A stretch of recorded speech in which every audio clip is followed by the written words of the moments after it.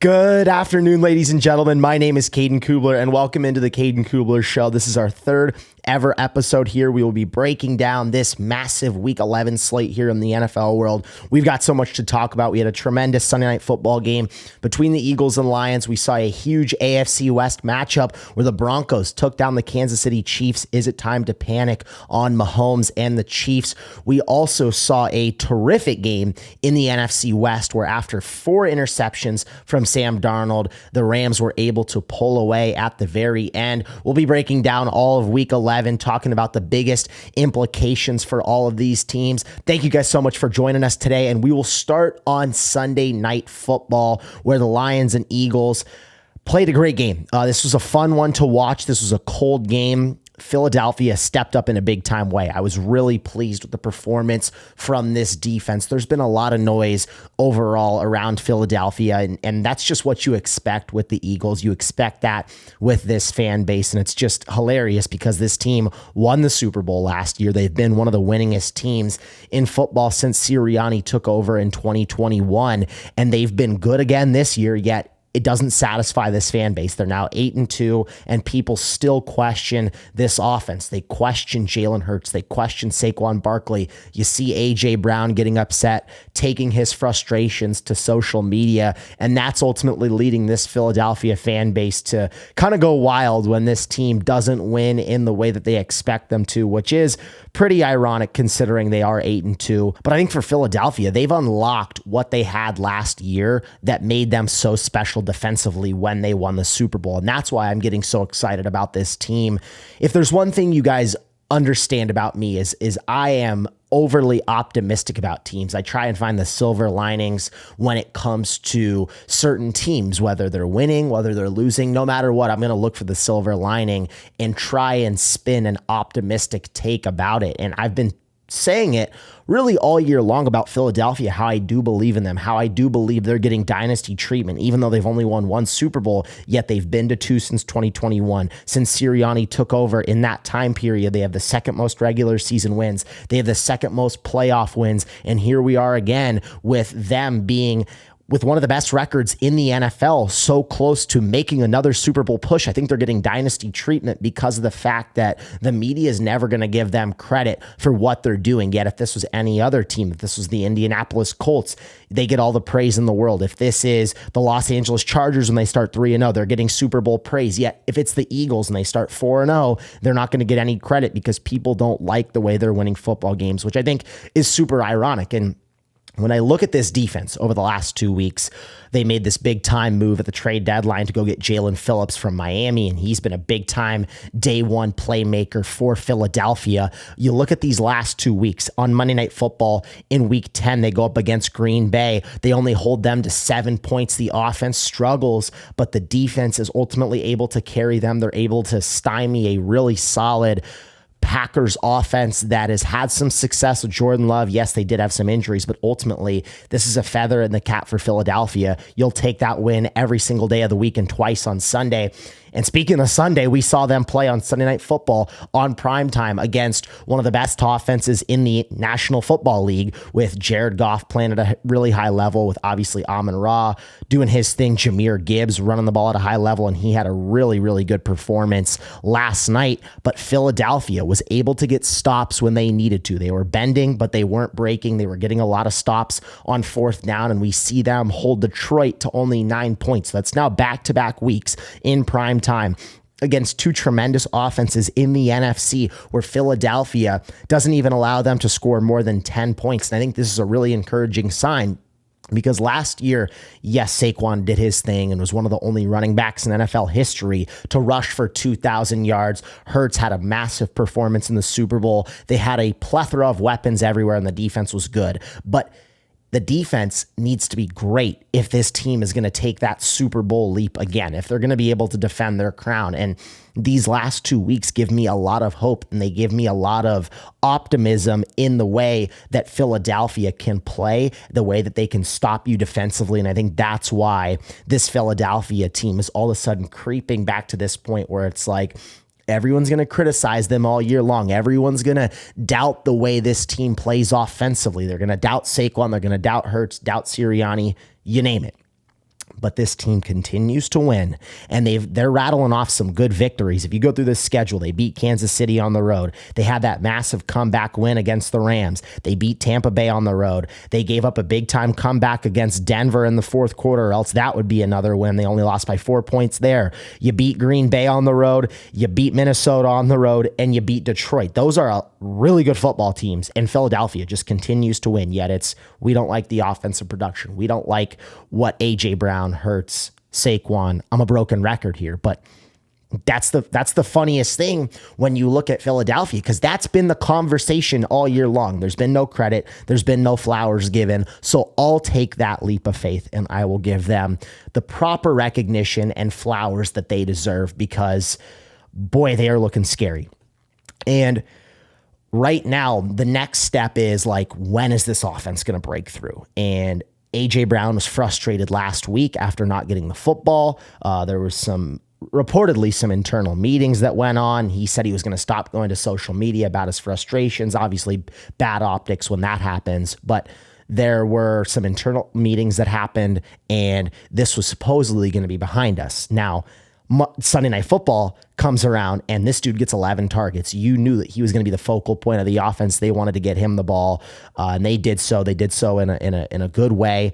I think A.J. Brown is going to continue to be one of the focal points of this offense. They also gave Saquon 26 carries. They are really leaning into the identity of this offense now. It's, hey, we're going to run the ball at a high level with Saquon, and we're going to get the ball to our superstar receiver in A.J. Brown, and obviously Devontae Smith can make plays as well. Dallas Goedert, the whole arsenal of weapons in Philadelphia. So I think they're close. I think Philadelphia, when I look at the last 2 weeks, I think it's very encouraging. I know the offense hasn't been this powerhouse unit that everybody wants them to be, but defensively they look great. They're gearing back up for another Super Bowl run, in my opinion. I've been very pleased with what I've seen from Philadelphia, although they'll get no credit. All right, let's talk about the Detroit Football Lions here. I had a few takeaways when I watched this game. First of all, the defense was great. The defense gave them more than enough opportunities for Jared Goff and this offense to go win the football game. They couldn't figure it out on fourth down. I believe they were 0-5 when it came to fourth down conversions. They really struggled, and that was ultimately the story of the game. They would move the football, but then they couldn't get it done when it mattered the most. They'd get down in the red zone, or they'd get down in goal to go situations and they couldn't figure it out. And then they had a few where they just went for it near the 50-yard line. They faked that punt. I thought that was really dumb. I'm like, why not just put your offense out there and make it obvious that you're going to go for it? And I have question marks about Jared Goff, and I know nobody wants to hear this ultimately, and I have to be careful with how I say this, because I do think Jared Goff is a really good quarterback, and I don't want to slander him here, but there comes a point where I have to be really critical at the quarterback position, because I'm seeing the way that other guys play, like a Jalen Hurts. And a lot of people have said that Jared Goff is better than Jalen Hurts, but I look at Jalen Hurts in the big moments, he wins football games. I look at Lamar Jackson, in the big moments, he wins football games. Obviously, Patrick Mahomes, Josh Allen, we're even seeing what Drake May does. And I think Jared Goff is what a lot of people consider to be a top 10 quarterback in football. And I think in order to be in that conversation, in order to be in the conversation of the elite quarterbacks in football, when you're making $50+ million a year, you've got to be able to be a guy that your team can win because of in the big moments. And with Goff, there's a sense of like, hey, we're going to go out there and play the bad teams, and we're just going to dominate them. We're just going to punch them in the mouth, and we are going to absolutely blow them out. I mean, we saw them last weekend against the Commanders with President Trump in attendance. They put up 44 points, and they just dominated them. Against Cincinnati a few weeks ago, 37 points. Cleveland, 34 points. Baltimore, they did have a good win there, 38 points, but that Baltimore defense was really shaky in the beginning of the year. A lot of injuries. Against Chicago earlier on, 52 points. Like, with subpar teams, and I know Chicago's looking solid right now, but over the last few years, it's been like the Lions can really beat up on bad teams. They can really get them good. But then when it comes to beating the top tier teams in the NFC, in the NFL, etc., I just question this team's ability to go be physical, to go be able to get in shootouts against the high-flying offenses, because I don't know if Jared Goff can be that guy where if you ask him to throw the ball 40 times, if he can do it and this offense can win in a shootout, high stressful environment. You look at week 1 when they played Green Bay, they go on the road and lose 27-13. Now I understand it's week 1, a lot can change. You go to them playing Kansas City 5 weeks later, they lose 30-17, a big opportunity there. Offense only comes up with 17 points. 2 weeks later, they lose to Minnesota 27-24 at home. You get in these tight games, it's like, can Jared Goff pull away? I just don't know in these uncomfortable situations if he can do it. Then against Philadelphia, they're losing. You got to set the tone. They're not able to do so. And Jared Goff really struggled. You look at his stats here. He was 14 of 37. Ladies and gentlemen, the football touched the ground 23 times, and he completed under 38% of his passes. I look at that and think, that's not going to get it done. And you're playing a Philadelphia team that people have question marks about. What does this secondary look like without Jair Alexander? Can you expose that with Amon-Ra St. Brown, with Jameson Williams, with the weapons that you have everywhere? And that's when I get concerned about this Lions team, because I'm like, hey, they've got great weapons. The defense has looked really good. Dan Campbell's an incredible motivator, an incredible leader. He's calling plays now, and he's done a solid job. But Jared Goff in the big games, I'm not 100% sold. And I know that may be controversial. I know people don't want to hear it, but I even look at the Commanders game last year in the divisional round. He had 4 turnovers. And let's face it, the Lions, if they can't run the ball at a high level, if they can't get Sonic and Knuckles going in David Montgomery and Jahmyr Gibbs, if they can't dominate the line of scrimmage and really take over, I think Jared Goff's comfortability in winning a close game and winning a game where he's got to drop back 40 times and win you it, I just think your chances go down from there. And that's not to say that the Lions are going to miss the playoffs. That's not to say that they aren't a great football team, because I believe that they are. I think they're probably one of the 8 or 9 best teams in football, and I do believe they'll make the postseason, and I think their offense is great. But when it comes to the divisional round, when you are going up against the Los Angeles Rams with how terrific their defense looks, or you're going up against Seattle with how great that defense looks, and I think Seattle's going to be a lot better, and we'll talk about that here later in the show. When you're going up against Philadelphia again, realistically, do you trust Jared Goff against those 3 teams? I would say as of right now, I do not. But I'm hoping that they can prove me wrong.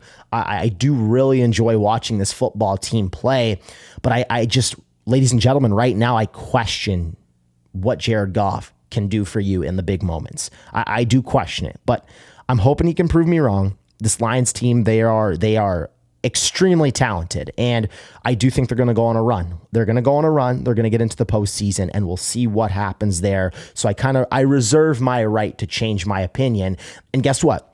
If Jared Goff comes out here in the postseason and he lights it up and he gets to the Super Bowl or he gets to the NFC Championship and he plays an incredible performance, like, hey, Josh Allen, we understand he's 0-4 against Mahomes in the playoffs, but you look at his stats, the dude's been unbelievable. I'm never going to say that, oh, Josh Allen's not a winner, because that's just flat out wrong. Josh Allen is a winner, and his stats in the playoffs have been incredible. So I'm never going to sit here and fault Josh Allen. I'm never going to sit here and fault a quarterback for winning and losing unless you have 4 turnovers in a playoff game. Then I'm going to sit here and say, okay, Jared Goff, you had 4 turnovers. Okay, Jared Goff, you completed less than 38% of your passes on Sunday Night Football against the reigning defending champs.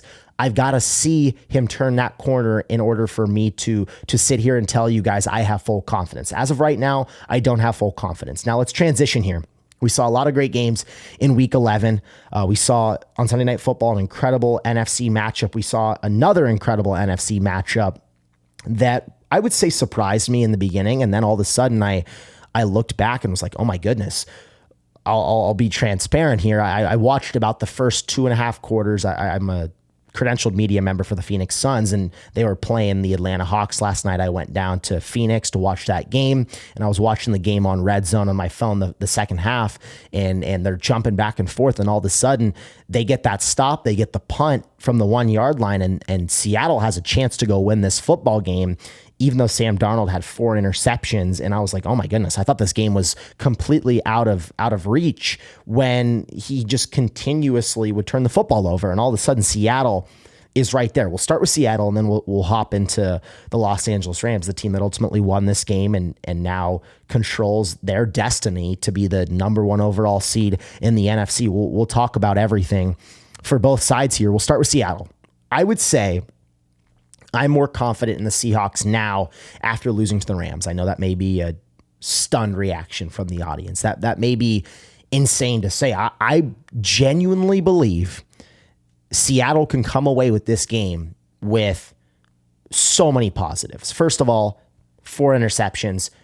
It's going to be dang near impossible to win any football game when you have 4 interceptions. Obviously, when you're Seattle's defense, we all understand they are elite, and you're going to be out there on the football field playing against one of the best offenses in the NFL, if not the best offense in the NFL, potentially led by the most valuable player in the NFL in Matthew Stafford. He's been unbelievable. He's now the odds-on favorite to win the award. You're already asking your defense to do a lot. When you give the Rams offense 4 extra possessions and Seattle's defense has got to go out there and not only stop them, but try and save the game, you're asking a lot from this defense. So first of all, hats off to the defense. Flowers, give it to them. Give all the flowers in the world to Seattle's defense, because they were really, really good. And they also gave up 2 touchdowns in the first two out of 3 drives of the game. They get that huge stop on 4th and goal in the red zone, deep in the red zone. They were about to score a goal to go situation. They get the big time stop there. Then the Rams pile on 2 touchdowns after that. Darnold has that bad first interception, and it really set up the defense. So Seattle ultimately didn't have a lot to work with defensively, but for them to hold the Rams to 21 points after 4 turnovers were given up is a huge green flag. Now, offensively, where you come away with positives if you're Seattle is, okay, Darnold had 4 interceptions. This offense got in the red zone 4 times and only scored a touchdown once. I look at both of those and say, okay, how many did Seattle lose by? Probably 30. They probably got blown out, right? They lost by 2 points. And Jason Myers had a 61-yard field goal.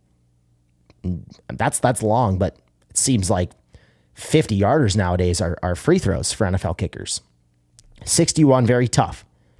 You had a chance to win that football game with everything considered against a really, really good Rams team. NFC West opponent, on the road, 4 interceptions, 4 different red zone trips, only 1 touchdown. Defense gives up 2 touchdowns in the first quarter, and yet you almost win this football game, ladies and gentlemen.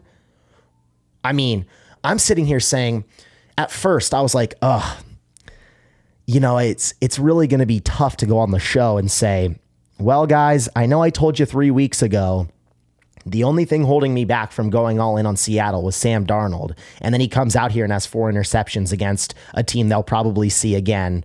Well, they will see again in the regular season, but a team they will probably see later down the road in the playoffs. I know I told you guys I can go all in on them now because I was finally able to turn the page on Darnold, and then I see 4 interceptions and I was like, ugh. But then I also am like, okay, let me put my optimistic hat on because I am Mr. Optimistic. 4 interceptions, 4 red zone opportunities, only 1 touchdown. I think Seattle can take a lot away from this game. I mean, this divisional race is far from over, in my opinion. They both are going to have some tough schedules coming up. They will both see each other here in a few weeks. I think Seattle can still win this division. I think Seattle can still get the number 1 seed in the NFC. This is far from over. And for Sam Darnold, I think he'll bounce back. The Rams have just a sensational defensive line. Jared Verse is an animal. The secondary really played well. They really did a good job, in my opinion. And that was the major question mark for Los Angeles. It's like, hey, can that secondary step up? And they did. They did an excellent job. The defense getting 3 different stops in the red zone. Massive. That ultimately saved you the game. But I think for Seattle, it's like they're that good. That this is how good they are. You get hit by an absolute tsunami. You have a 10 out of 10 on the Richter scale. Hit America, hit Los Angeles when this happens, and you get an absolute tsunami that hits you. And you're staring down the barrel of everything that I just listed off going against you.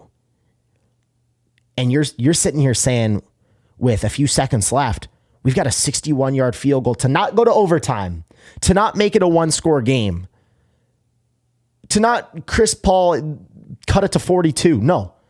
You get a 61-yarder to win the football game, ladies and gentlemen. That's unbelievable to me. I'm very confident in Seattle. This is in my opinion, a game that is very out of character, a game that's not going to happen again, a game that you can learn from and say, okay, hey, we're probably going to be a team that is going to be playing with some more motivation now after this loss. I'm excited for Seattle. I know a lot of people are going to hit the panic button on Sam Darnold. I'm not going to do that. I think he's played some really good football over the last year and a half. I'm not giving up on him whatsoever. Not to mention, Raheed Shaheed's only going to get more integrated in, build some more chemistry with Sam Darnold. This offense will be better. Let's talk about the Rams. Stafford now is the favorite to win the MVP, deservedly so. The dude is just a freaking animal. 37 years old. Just an animal. I mean, his ability to just be so surgical. Now, there were a few missed throws, and I think he'll clean that up. I think the Rams can be a lot better. I know I just talked about how Seattle can take away a lot of positives too. Obviously, if you're LA, you'd like to see, some more killer instinct in the game. It's like, hey, let's put this away. Let's put up 14 points every single quarter, not just in the first. And I understand you're going up against a really solid defense. Mike McDonald's a great defensive mind, excuse me. But it's like, let's put this football game away. Let's not let them creep back into it.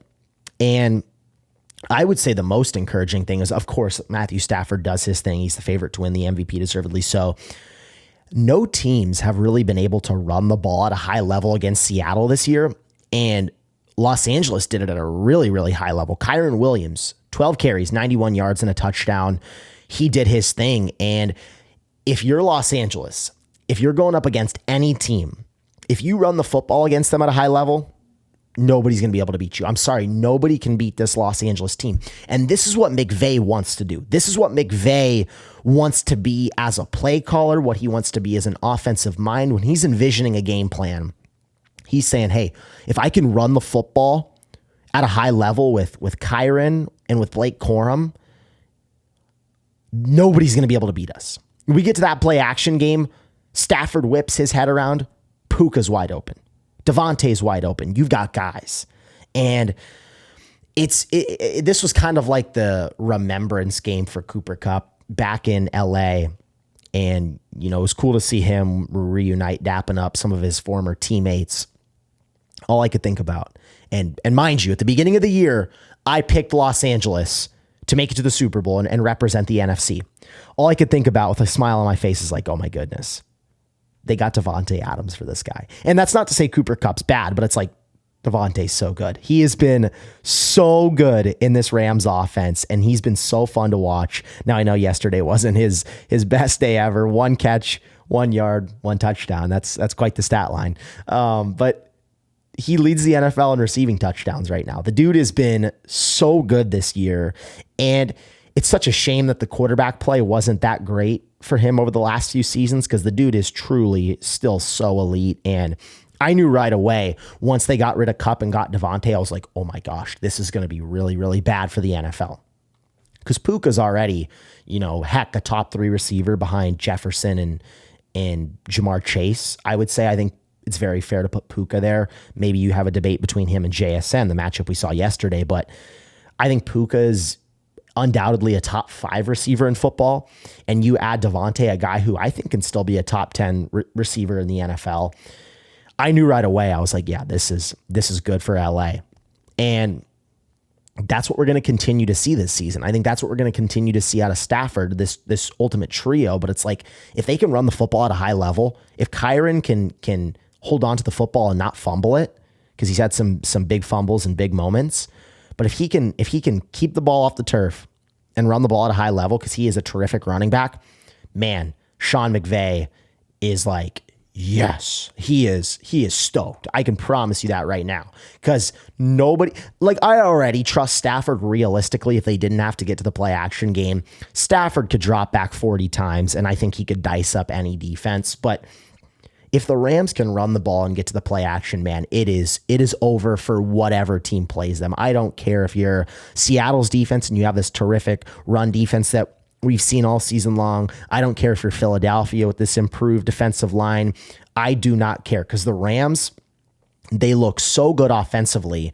And the biggest question mark last year was like, okay, Aaron Donald retired. What's this young defensive line going to look like? Jared Verse as a rookie, defensive rookie of the year. The dude was just freaking unconscious. Now you come into this year, this defense has been like a top 5 unit in the NFL. And that's just goes to show the greatness of Les Snead, his ability to draft terrific young talent, to go get Puka late in the draft, to go get Jared Verse. I mean, they just had so many great draft picks, and you're like, man, he does it again. He does it again, and he's going to continue to do it. So now, if you're LA, we've seen it in the past where, you know, maybe they'll play down to their competition, or maybe they'll have a game where they hit a little rough patch. Keep your foot on the gas. If you keep your foot on the gas, you're going to get Matthew Stafford an MVP at 37 years old. I think that makes him undoubtedly a top 10 quarterback of all time. I think you're looking at a Rams team that has everything in front of them. NFC West, NFC as a whole, most valuable player at the quarterback position, and the big behemoth, the Super Bowl. That's what the Rams can do. And I think they are right now the front runner to do so. They've been the most consistent team in the NFL. My original Super Bowl pick was KC and Los Angeles. But I look at kind of the abomination that we're watching in the AFC right now, where it's like, who's good, who's not? Are the Bills legit? The Broncos figured it out offensively. Drake May, MVP contender. It's like, who are the really good teams? The Rams, 10 weeks in, as consistent as can be. They're like a straight line. Stafford, great. Not turning the football over. Running the ball at high level. This defense looks awesome. I am sky high on the Los Angeles Rams. They look unbelievable. Now let's talk about the Chiefs. Talked about them a little bit. It's weird. It's weird what I'm watching right now. And what I always do, and I said this earlier on in the show, it's like I always wear my optimistic hat. If I make a take, I want to try and stick with it as long as I possibly can. And, you know, I will admit when I'm wrong. I will admit, I'll put my hand up and say, hey, I was wrong. But right now, when I'm watching Kansas City, I still have hope. I do still have hope, and I'm going to have hope until ultimately I see the Kansas City Chiefs are eliminated from playoff contention. Because if Mahomes gets into the big dance, ladies and gentlemen, we know what happens when number 15 is in the playoffs. He flips that switch. Kelsey is still playing at a really high level. It's like if those two guys plus Andy Reid are together, I can never count out this Chiefs team. So you see them lose to Denver. They now fall to 5-5 to 500. They're in a tough spot here. And I know it may seem like the sky is falling after the back-to-back losses, and the media is predictable. I've already seen it today. People are going to say this is their last straw. The dynasty's over. I disagree. I still believe in Mahomes. I still believe in the Chiefs.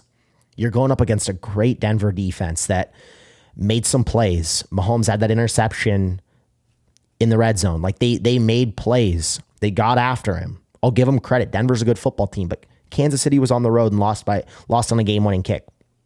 They have 5 losses this season, 22 points in total, all one-score games. None of these were blowouts.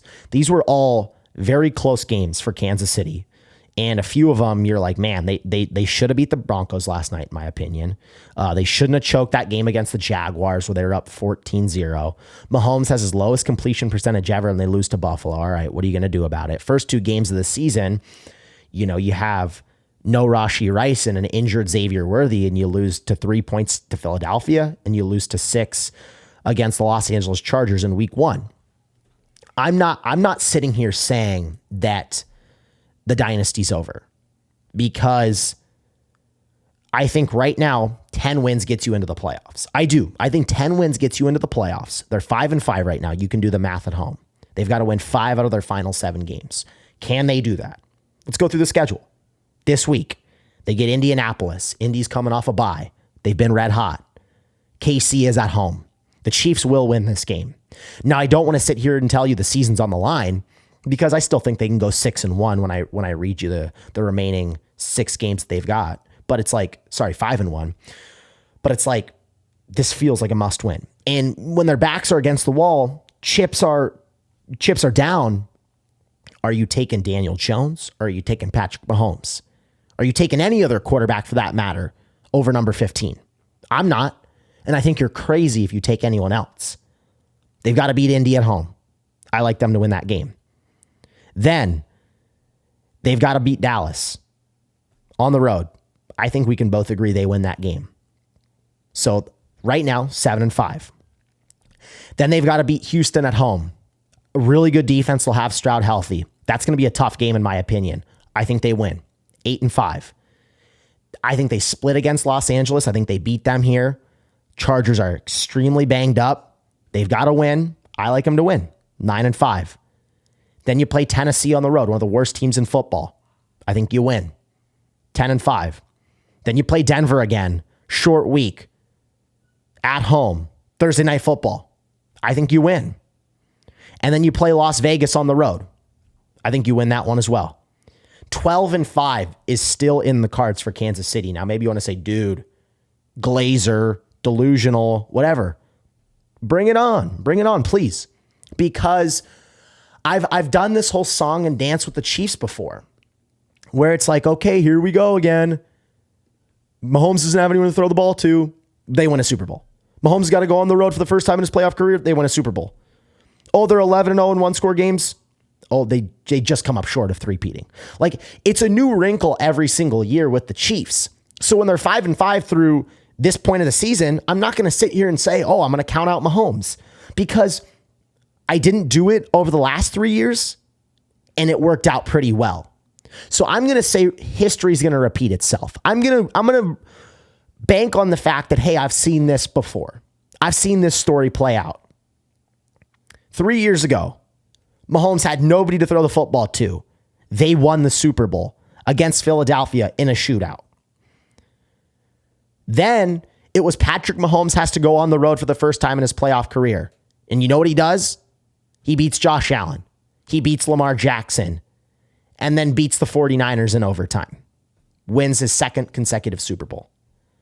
Then last year, they win 15 games, but nobody thinks it's legit because they're 11-0 in one-score games, and surely that's not going to hold up. They lose in the Super Bowl to the Eagles. Not a great performance. The offensive line struggled, but hey, you lose one game to have a chance at three-peating? I would say that's pretty dang good. Now this year, here we are, 4th year in a row of this, with a new wrinkle where everyone in the media, where everyone at home is going to say, this is why I'm going to count out the Chiefs. This is why the dynasty is dead. Okay, it's the same thing, folks. When are we going to learn? When are we going to sit here and acknowledge the fact that Patrick Mahomes is the best player on the planet? And that when his back is against the wall, he figures out a way. He maneuvers his way out of it. And that's what makes him so great. So I'm not going to sit here and say they're out of it. I'm not going to sit here and say they're not going to make the playoffs, because all I need to see is them get into the big dance. They're not going to win the division. Okay, ship sailed on that. I don't care. Why do I care? They just need to make the playoffs. They just need to make the playoffs, folks. If they can do that, who cares? Like, realistically, let's go through. I know I'm going off on a tangent here. Let's go through real quick the standings. Let's say the Chiefs get the 7 seed. If they're 12-5, just for the sake of the argument, they'll lose 2 more games and they go 10-7. They'll get the 7 seed. But that's a begrudging 7 seed. Right now, New England is the 2 seed.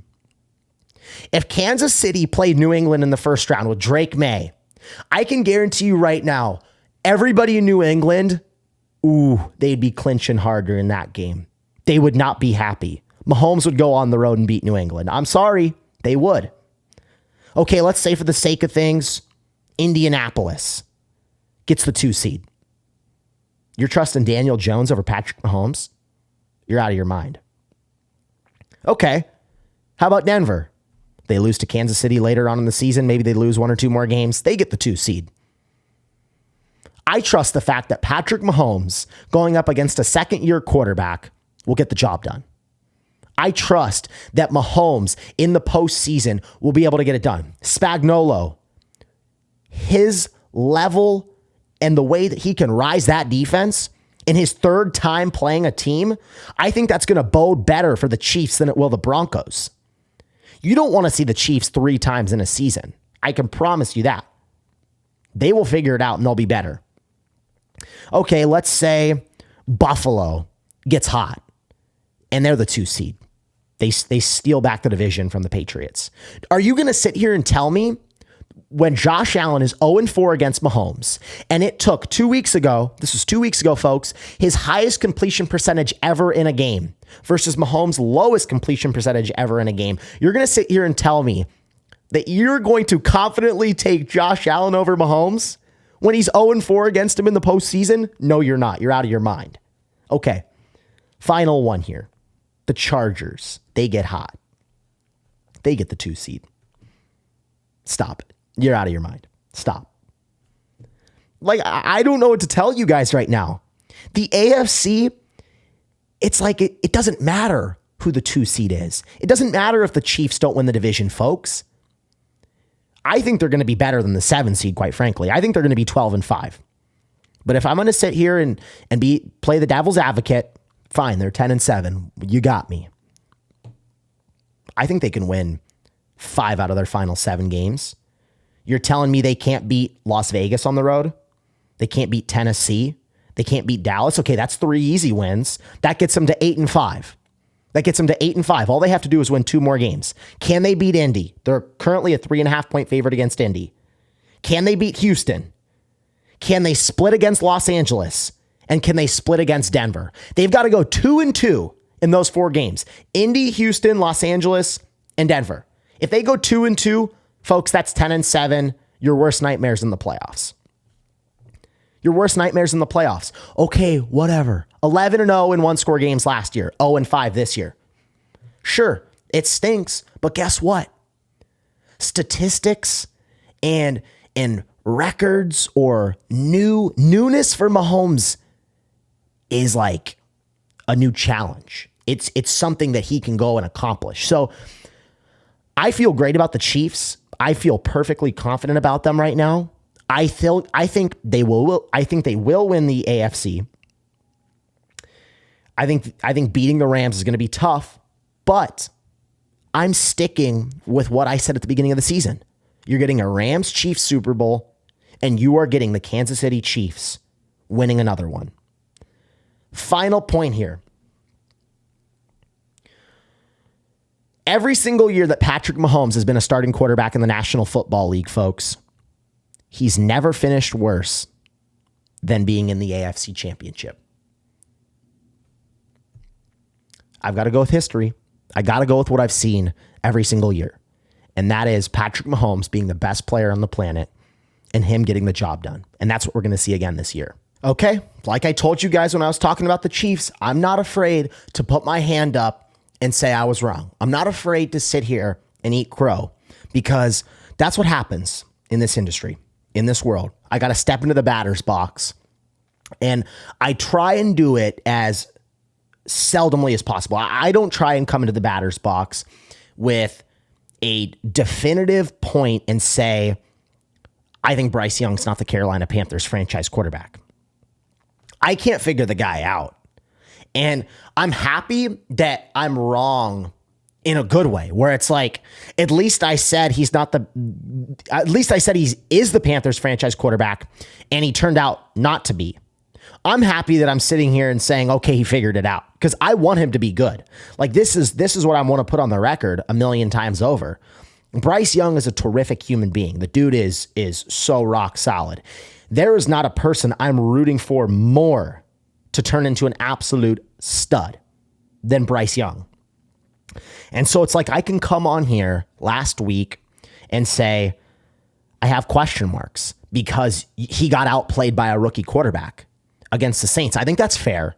I think that's fair for me to say because the stats weren't great. Ladies and gentlemen, up to this week, yes, the Panthers were 5-5, but hear me out.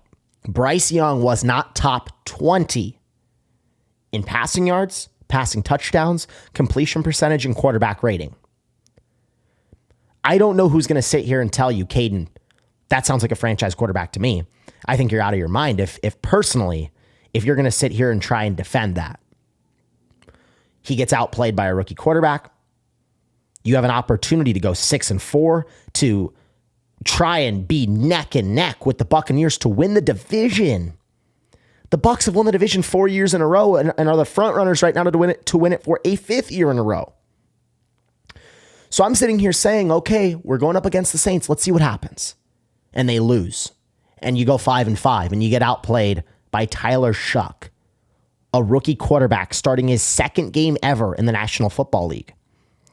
So I come on here in front of my camera, behind my microphone, and say, I don't think Bryce Young is the Panthers franchise quarterback. Now here I am a week later, after he sets the franchise record for the Panthers in passing yards. He wins another football game where he leads a game-winning drive.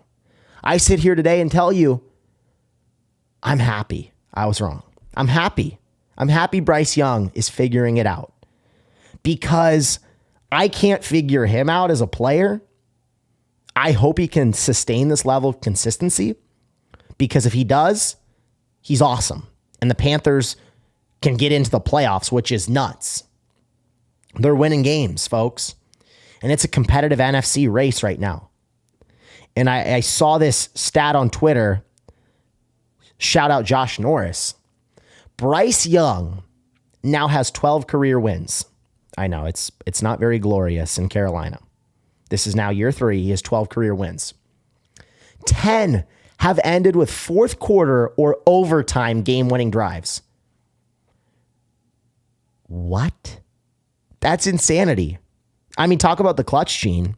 Talk about being able to get it done in the big moments. That's huge. 10 out of 12 games have ended with Bryce Young leading a 4th quarter or overtime game-winning drive. That's awesome.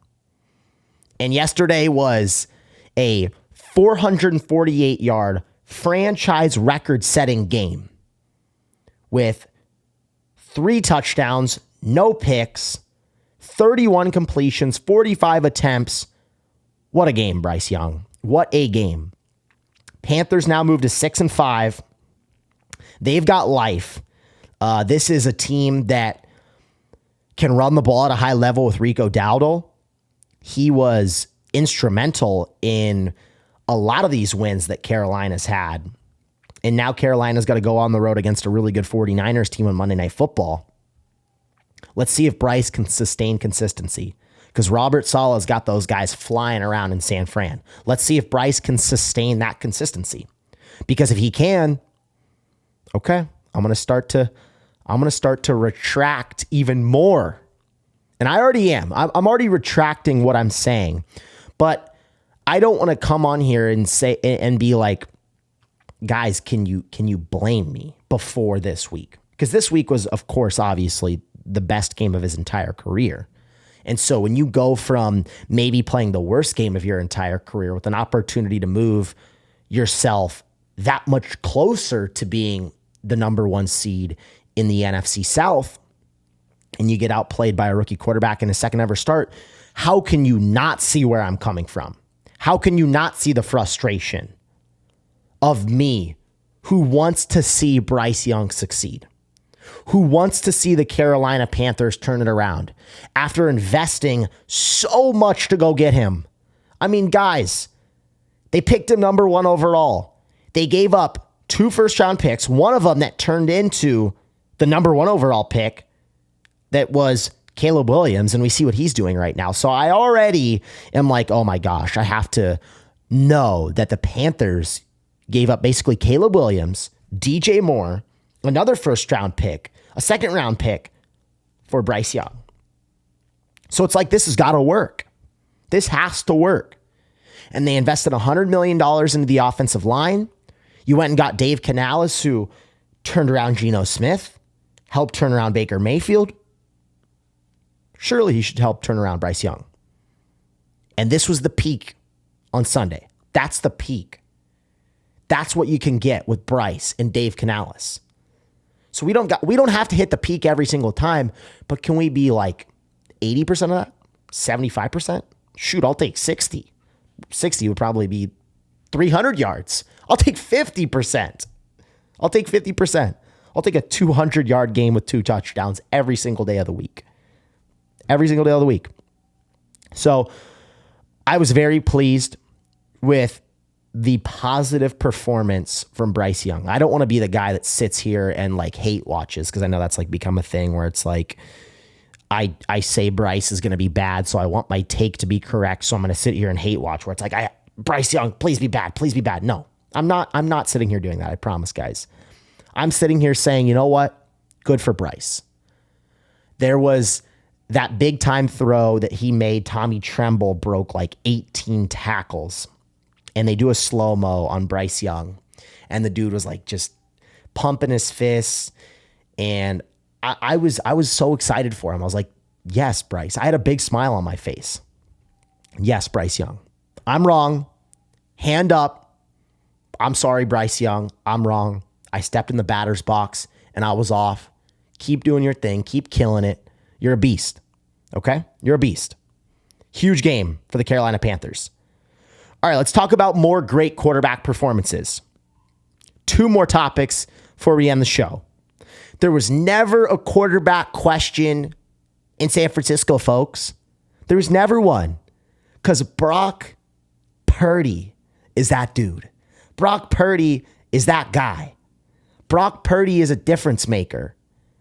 And this is what the Niners needed. You get Pearsall back. You get Purdy back.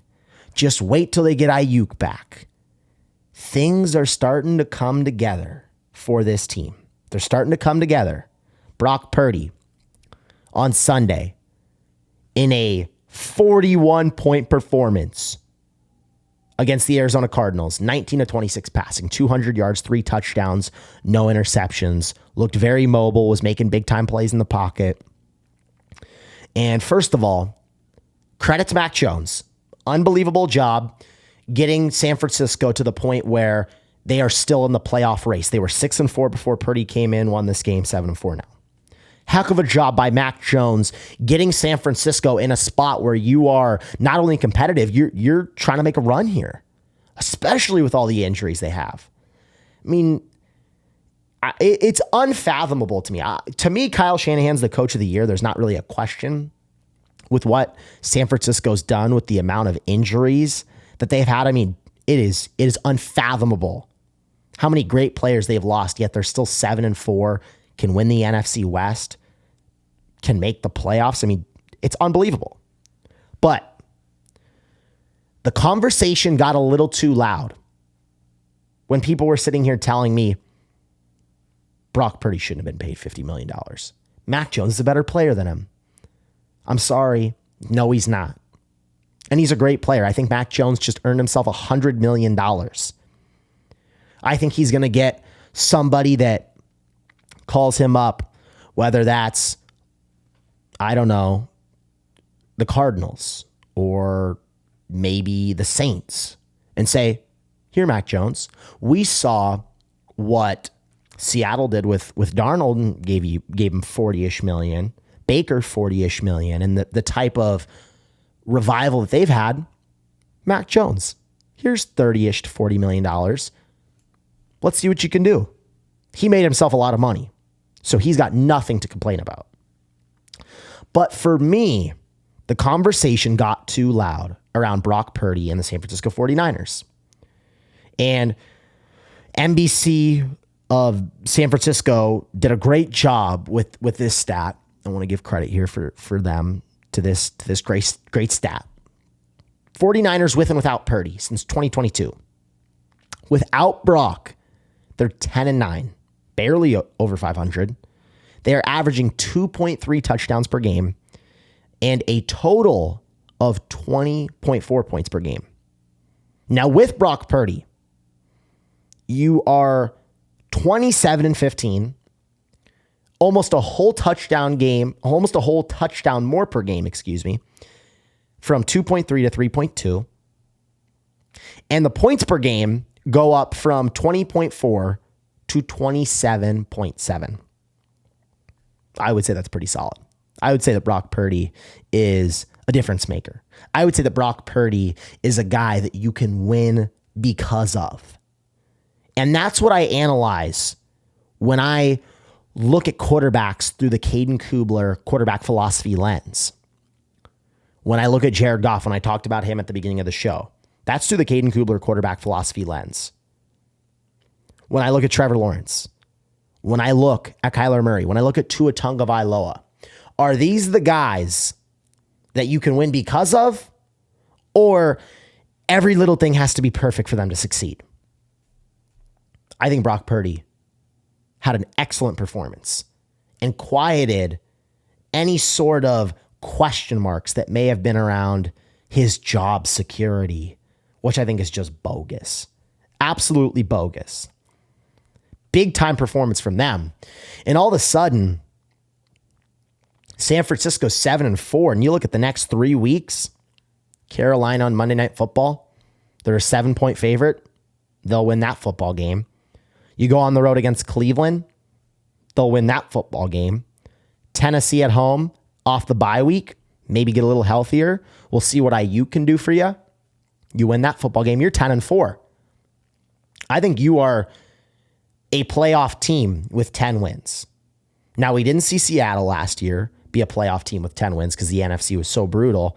So let's say they've got to win one more game out of their final 3. You go on the road against Indy. That's going to be a tough game. I think they can win, but let's say Indy wins that one.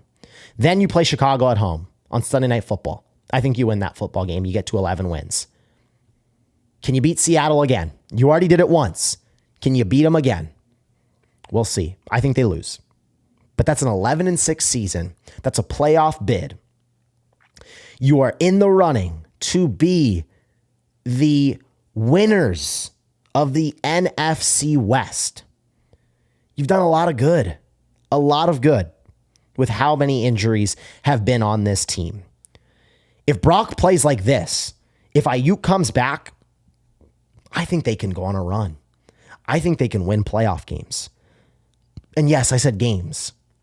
I think they can beat some good teams because Brock Purdy's done it before. I've seen Brock Purdy do this in the past. And that's what I don't want to do. I don't want to sit here and say, hey, Brock Purdy can't go beat Chicago in the playoffs, because he absolutely can. I don't want to say Brock Purdy can't go beat Tampa Bay in the playoffs, because I believe he can. And then it's like Kyle Shanahan, who's been really successful over McVay in the past. Do we think he can't flip that coin and beat him? They've done it before. They went on the road earlier this season with Mac Jones and beat Los Angeles. I think LA wins in the playoffs, but it's like, hey, we can't just definitively sit here and say that. Not at all. Philadelphia, depending on what their offense looks like, I think you're looking at a really, really close game. Probably give the edge to Philadelphia, but that's a heck of a close game. Green Bay, there's nothing definitive about them. Detroit, they might not even be in the playoffs. Seattle, we'll see. Brock Purdy, week 1, walked in there and beat them. George Kittle got injured. He had no weapons. That was a Brock Purdy masterclass. I look at everyone in front of San Francisco right now as they're 7-4, the 7th seed in the NFC. I sit here and tell you, ladies and gentlemen, why not San Francisco? Why not the 49ers? Why can't they get hot and go on a run? Because I sit here and say they can. With this defense, with the way Robert Saleh is just continuing to take players and thrust them in there and turn them into studs, I see no reason why they can't cook up a spectacular game plan and go win some playoff games. So let's not count out the 49ers. Let's not count out Brock Purdy.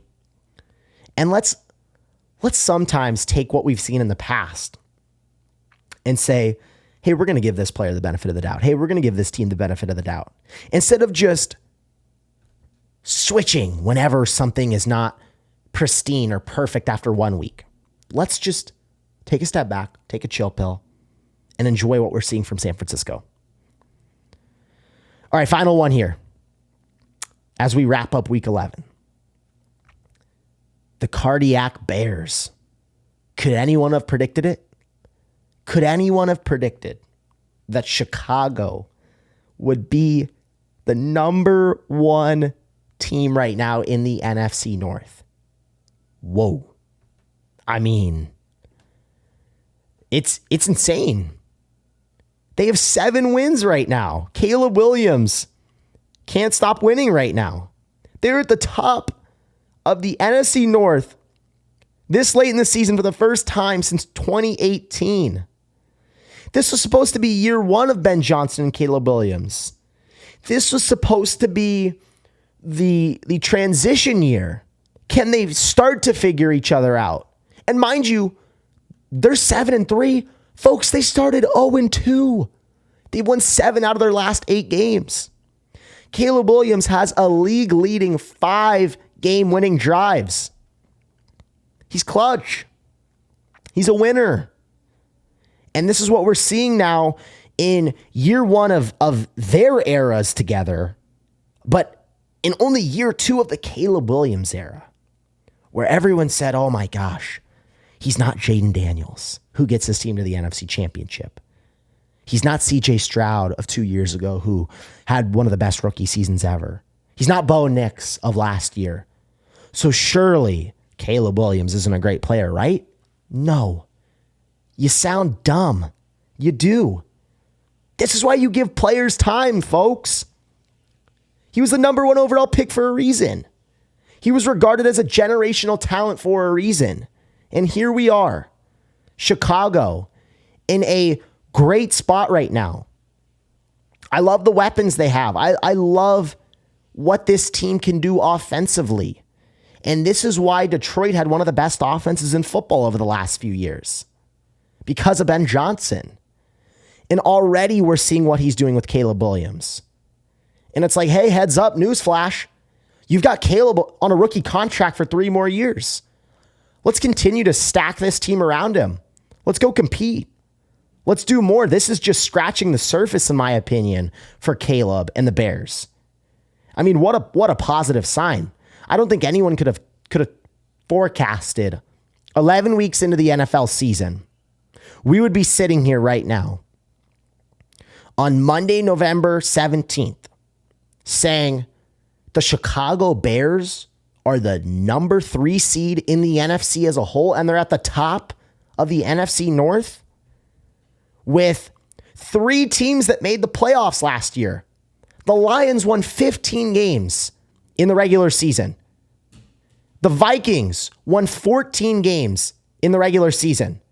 The Packers won 11 games. 3 playoff teams. And Chicago is now at the front of the NFC North. What a turnaround. So let's see if they can continue it, because they've got a really tough upcoming schedule. They've still got to play Green Bay twice. You've still got Detroit, Pittsburgh, Philadelphia. This isn't going to get easier. But I really have liked what I've seen from Caleb Williams, his ability to be under duress, be under pressure, and win football games for his team. Because ultimately, at the end of the day, that's the most important thing in the NFL. It's not, hey, how many cool plays can you make? Hey, can you get outside of the pocket and rip a 60-yard pass? It's no. Can you win football games for your team when it matters the most? And that's what we're seeing from Caleb Williams. So I'm loving what I'm seeing from Chicago, and let's see how they continue to do it. Week 11, delivered. We get Monday Night Football tonight. Cowboys, I think they get an inspired victory. I think they win. Try and keep their season hopes alive, but we'll see what happens. But we will be back next week with the Caden Kubler Show, breaking down Week 12 of the NFL season. Man, it's going by fast, but we've got to enjoy it while it's still here. Thank you guys so much for watching. You guys have yourself a great rest of your day.